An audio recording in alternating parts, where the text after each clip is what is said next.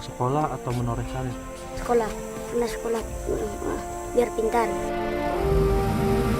Susah kami cari uang untuk makan, untuk ongkos anak sekolah.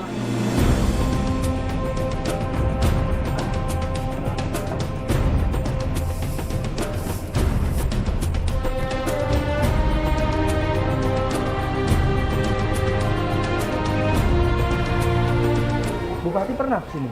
Karena yang waktu Pak Milton mencalonkan diri waktu yang kedua kalinya, kami paling mengharapkan setelah dia jadi bupati langsung di tangan ini. Kenyataannya? Kenyataan tidak ada.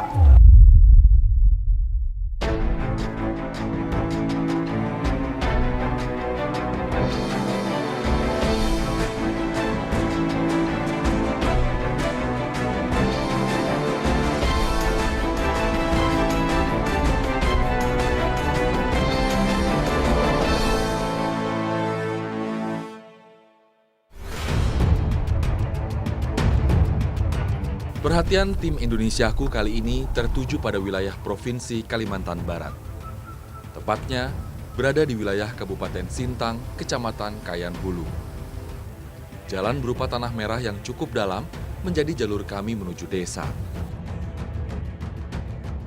Sebelum menuju ke Desa Merah Arai, kami terlebih dahulu menuju Desa Tebidah yang menjadi wilayah terdekat desa tujuan kami. Desa Tebidah berjarak lebih kurang 138 km ke arah timur dari pusat kota Kabupaten Sintang. Jalur tanah yang cukup dalam membuat kami harus membuang beberapa bagian sisi jalan agar tidak mengenai badan mobil. Sayangnya, jalan dengan kondisi yang memprihatinkan seperti ini adalah jalan provinsi. Pada tahun 2017, anggaran sebesar 1,9 miliar rupiah telah dikucurkan. Sayangnya, belum terdapat perbaikan maksimal di jalan yang memiliki panjang lebih dari 100 km ini.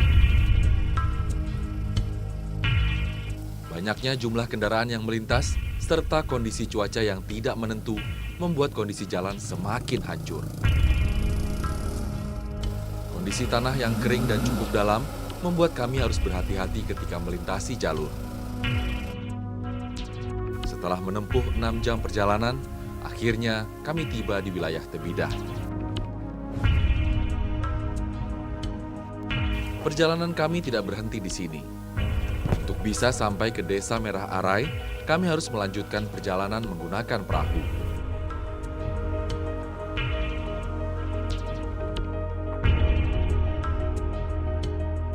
Pembangunan infrastruktur menjadi prioritas pembangunan pemerintah daerah Kabupaten Sintang pada tahun 2018.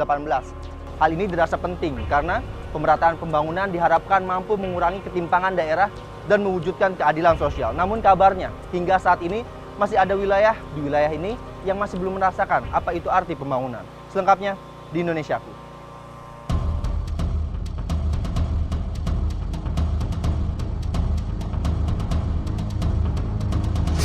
Desa Merah Arai berjarak lebih kurang 47 km dari pusat kota kecamatan yang terletak di wilayah Nanga Tebidah.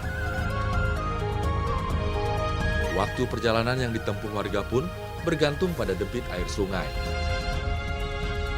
Bila kondisi air sedang pasang, warga membutuhkan waktu lebih kurang 3 jam untuk bisa sampai ke desa. Waktu tersebut dapat menjadi berkali lipat bila kondisi air sungai sedang surut. Jadi ada beberapa riam yang harus kita lalui untuk sampai di Desa Merah Arai itu. Dan ini merupakan riam terbesar dan tersulit karena kekuatan mesinnya itu yang kecil. Jadi mengharuskan kita beberapa penumpang itu harus turun karena bebannya cukup berat. Karena kalau nggak turun, susah mesin itu untuk mendorong perahu ngelewatin riam besar ini.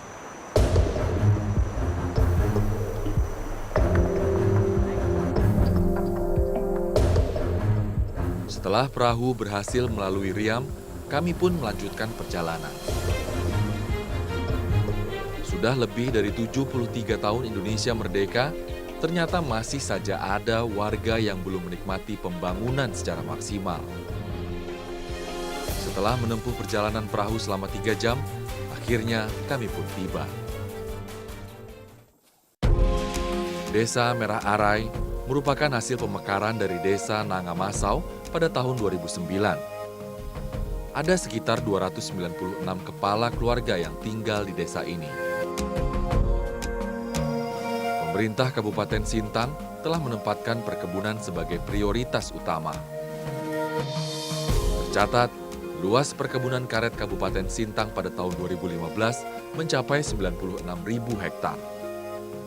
Dari luas tersebut, Kabupaten Sintang mampu memproduksi tanaman karet mencapai 43.000 ton pada tahun 2015.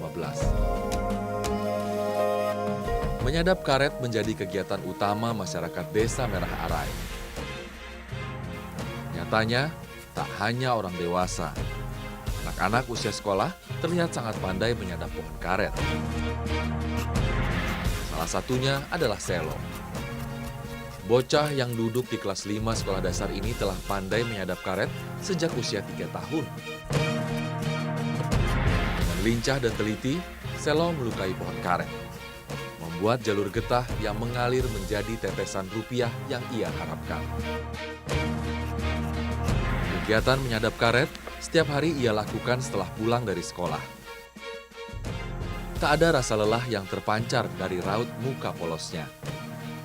Hanya tatapan dan semangat penuh harap mendapatkan getah karet agar dapat membantu perekonomian keluarganya. Kalau Selo sendiri nih, lebih suka sekolah atau menoreh karet? Sekolah dengan menoreh. Suka dua-duanya? Lebih sedap mana, sekolah apa menoreh karet? Sekolah. Lebih sekolah. Kenapa?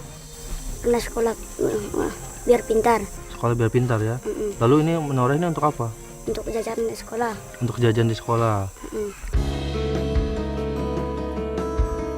Ada beberapa hal yang dapat menentukan tanaman karet memproduksi lateks.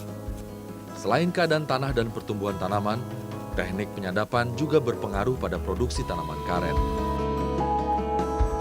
Cuaca menjadi salah satu kendala yang membuat para petani gagal untuk mendapatkan rupiah. Pasalnya, air hujan yang memenuhi penampungan getah karet akan membuatnya perlahan menghilang dan terganti oleh air hujan.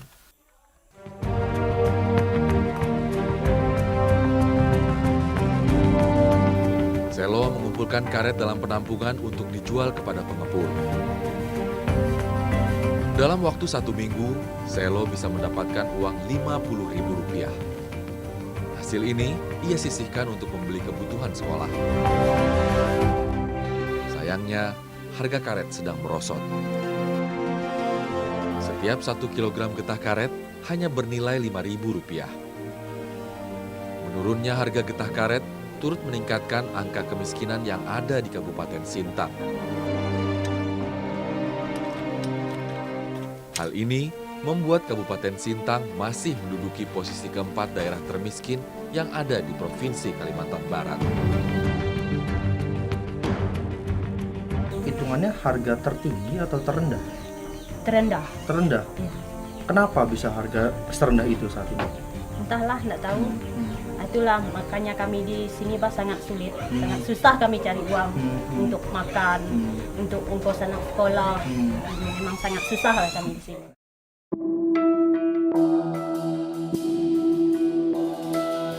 Malam hari menjadi waktu Selo untuk mengerjakan pekerjaan rumah. Tak ada aliran listrik, hanya ada pelita yang menjadi sumber cahaya bagi Selo. Listrik memang belum bisa dinikmati oleh seluruh warga. Sebenarnya sudah ada bantuan berupa panel surya. Namun, kondisi cuaca yang tidak menentu membuat panel surya tidak dapat berfungsi maksimal.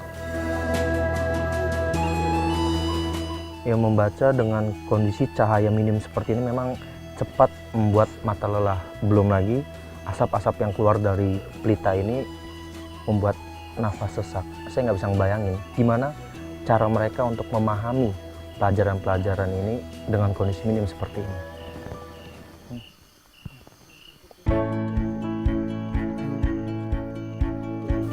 Membaca di tempat yang minim cahaya membuat mata harus bekerja keras. Sumber cahaya yang hanya berasal dari pelita membuat seluruh keluarga berkumpul di ruang berukuran 3 kali 3 meter ini. Tak jarang, Selo harus berbagi cahaya dengan sang adik yang duduk di kelas 2 sekolah dasar. Sebenarnya ada beberapa pelita di rumah ini. Namun, mahalnya harga minyak tanah membuat keluarga Selo harus berhemat.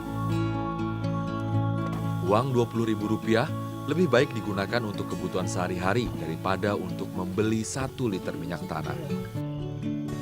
Kalau untuk 1 liter ini biasanya untuk berapa malam pelitanya? Kalau full dari sore itu sampai pagi, 1 liter tuh paling 3 malam. 3 malam aja? Oh, lumayan mahal. Merasa berat nggak Bu dengan itu? Merasa berat lah, karena minyaknya mahal.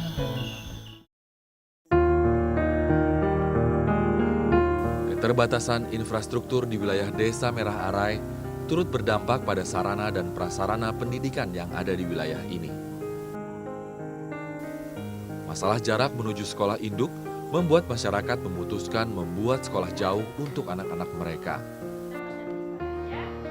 2 kelas yang dibangun secara swadaya oleh masyarakat inilah yang menjadi tempat anak-anak Dusun Pintas mengenyam pendidikan.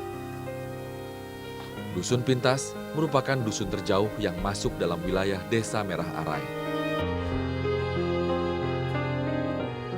Sekolah jauh digunakan untuk siswa kelas 1 hingga kelas 3 sekolah dasar.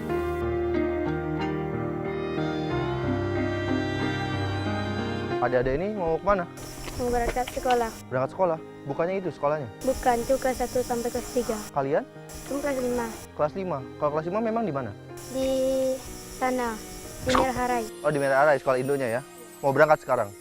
Saya ikut sekalian ya? Ya. Ayo. Keputusan warga untuk membuat sekolah jauh memang cukup beralasan. Pasalnya, untuk menuju ke sekolah induk yang berada di pusat desa, mereka harus menempuh perjalanan lebih dari 1 jam. Bahkan, mereka yang sudah duduk di kelas 5 pun harus berangkat secara bersamaan agar aman selama perjalanan. Pembangunan jalan antar dusun yang belum maksimal membuat siswa sekolah dasar harus keluar masuk rimbunnya hutan. Berjalan secara bersamaan seperti ini membuat mereka merasa aman dari kemungkinan bertemunya hewan liar. Keputusan warga Dusun Pintas untuk membuat sekolah jauh memang cukup beralasan karena sekolah induk ini berada di pusat desa dan membutuhkan jarak 1 hingga 1,5 jam dari Dusun Pintas untuk sampai ke pusat desa. Dan bisa dibayangin kalau misalkan yang lewat sini adalah anak-anak kelas 1 sampai kelas 3, ini cukup membahayakan karena anak-anak kelas 5 aja ini harus berhati-hati melewati jembatan ini karena memang cukup mengerikan ini. Sudah numpuk kalau berkas permohonan tuh. Tanggapnya itulah nanti begitu terus. Kami paling mengharapkan setelah dia jadi bupati langsung ditangani. Kenyataannya? Kenyataan tidak ada.